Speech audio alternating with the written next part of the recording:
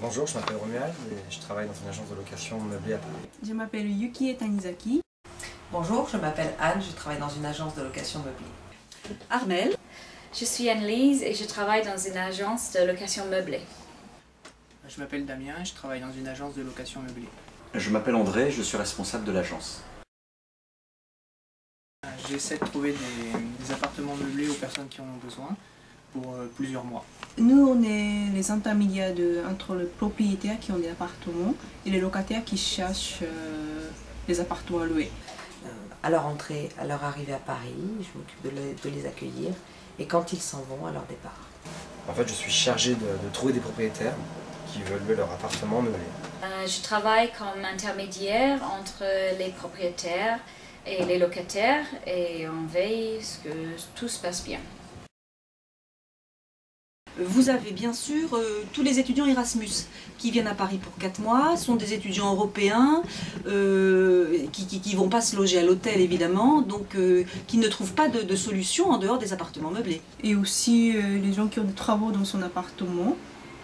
Et comme les situations d'urgence aussi, c'est très important. Des personnes malades qui viennent suivre des traitements médicaux lourds. Une centaine de cadres qataris qui viennent en France pour suivre une formation de 6 mois.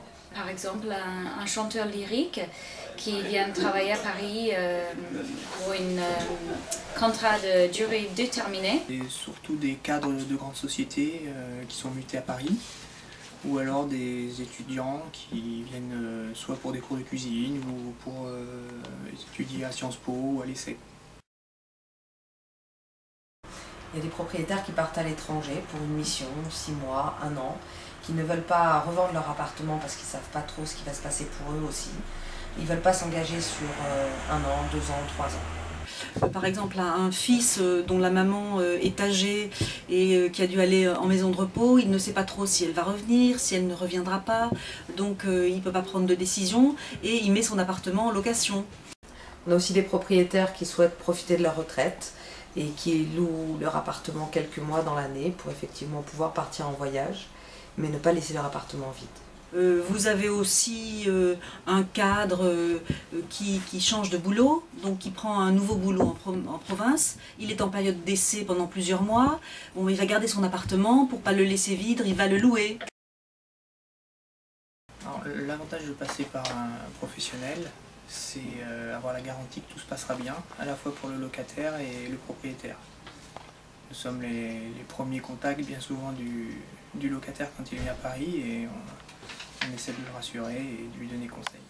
Il y avait une location longue durée qu'on avait fait et il y avait un énorme dégât d'eau qui n'était ni la faute de le propriétaire ni la faute de le locataire.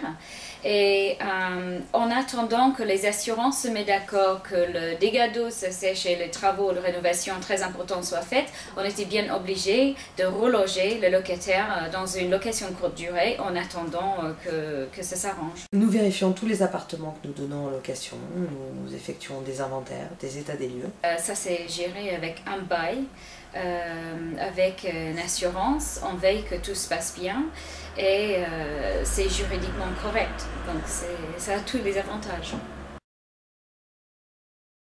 La location à la nuitée, c'est pas notre domaine, c'est vraiment le domaine des hôteliers.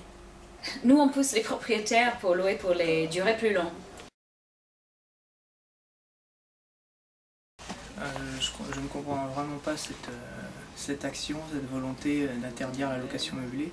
Il y a énormément de demandes, de besoins. Ça n'a aucun sens. Il faut voir la situation, la réalité, qu'il y a des gens qui ont besoin de la location meublée.